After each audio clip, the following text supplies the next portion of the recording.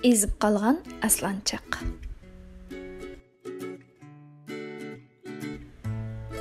Mening pek qo'zqim ishib ketdi, dedi kichik aslanchaq. Berib, dehqon qizni izlab uningga hav desang, sana so'ngak berdi. Lekin mening so'ngagim yo'q, men sut ichaman, debdi aslanchaq. Oy, nim bo'ldi kichik mushuk? Deb so'rabdi xo'roz. Qo'zqim ichib ketdi.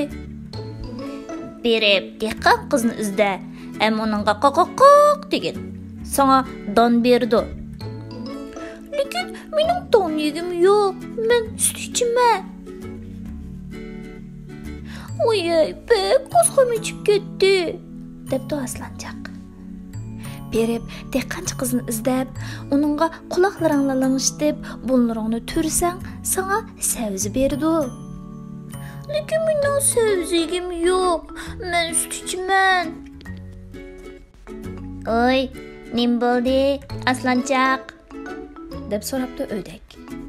Qo'zqim bek ichib ketdi. Berib, dehqonchi qizni izla, hamda qaq desang, sana nonning uvuqini berdi.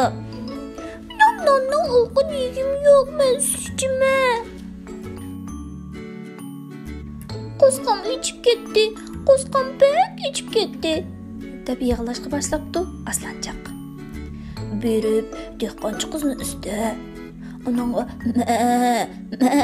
desang, sana somon berdi, debdi qeri o'chga.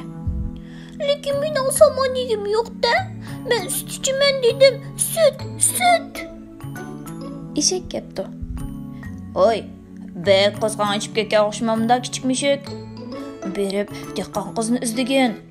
Uningga hi-hong desang, sana suluq urqi berdi.